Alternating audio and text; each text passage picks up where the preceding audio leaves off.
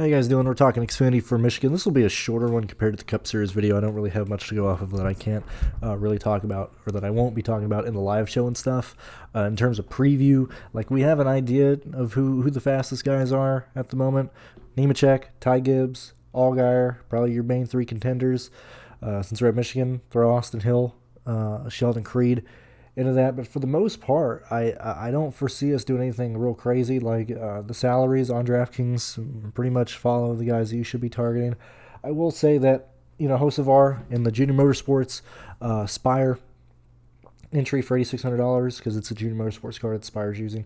Bit of a misprice there, but Creed is right there at 88. Hocevar is 86. Herbst is 83. Those are the guys that I want to target. Sammy Smith, Sam Mayer, Chandler Smith, all in the 9K range. Just going to depend on where they start, if they can get up and finish. If them finishing anywhere from 10th to 6th to 7th can pay their price off, then that's where we're going to want to target them. If not, then they're just not going to be in contention. The main thing I want to talk about is that we have 40 cars here at this race competing for 38 spots. There was a team that contacted NASCAR and Brock indicating that, hey, our sponsor pulled out, we're looking for a sponsor last minute. I wanted to bring this up because I mentioned this in the Discord real fast, is that sponsorship dollars don't make an instant impact on the team.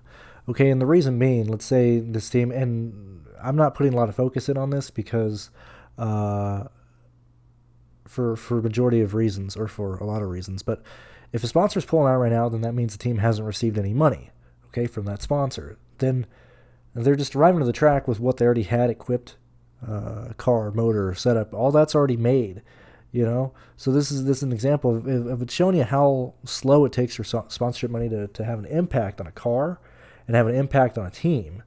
Because if anything, a lot of these cars, a lot of these teams are already setup-wise, money-wise, for at least the next several weeks ahead. And primarily, all the teams are focusing on leasing motors and getting motors from Ford, ECR, and Toyota for the Daytona race at the end of this month. But I'm assuming that this team is either SS Greenlight, one of the JD Motorsports cars, or one of the DGM cars. I would have to assume that it's Kyle Weather. We'll probably learn either on the broadcast or if NASCAR wants to update their sponsorship standings on the they're not going to update the entry form, but on the qualifying form, on the practice form. If they do, I doubt they will, but if they do change it, we'll see it there. But it's not necessarily a major concern, but I already had some questions on that in Discord, and I assume I'm going to get some in this week as that becomes more apparent out there. Lastly, I want to talk about Sage Karam on the 66 car. Originally, I assumed that Sage Cameron's bringing a lot of sponsorship into, as I just said, sponsorship doesn't mean a lot, but it does mean, like, if you actually have money behind you, it would depend on what team you're going to. We see that he's with the Alpha Beta Prime boys. He was with Sam Hunt racing last weekend. It indicates to me that it's indicating that Sage just wants to race.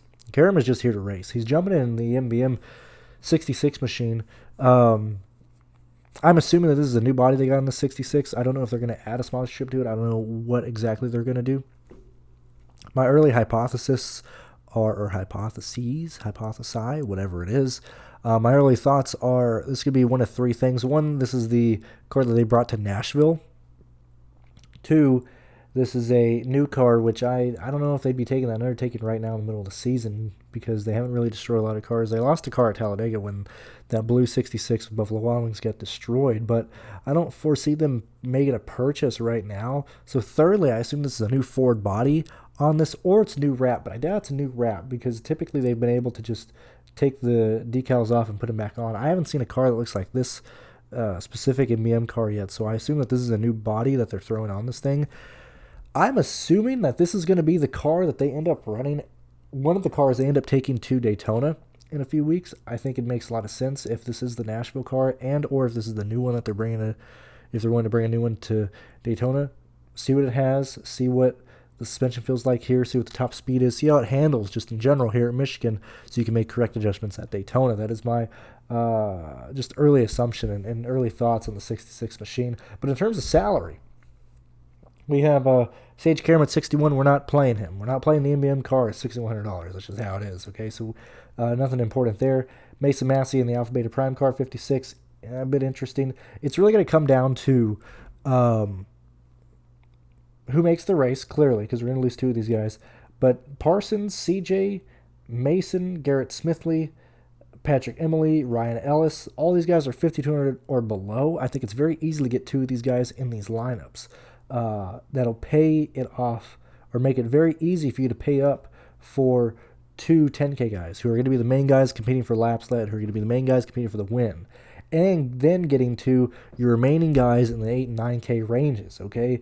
As I said, Creed, Hocevar, Riley Herbst. If you do want to go in the 9K range, to go to Chandler Smith, Sammy Smith, Austin Hill, even Cole Custer. I think it's very easy to do that if you're double punting in this race. We have seen the Michigan races in the Xfinity Series become wreckfest. Now, it's not every single time, but if it's playing off of kind of what we've seen this year, we might have more wrecks than normal in this race. Or not even wrecks, but just DNFs, guys not making the race. And so it makes the people starting last in cars that are going to make it based on just not falling apart. They might not get there in speed, but as long as it's guys who are smart, who's not destroying cars, as we can see, like Smithley takes care of the car.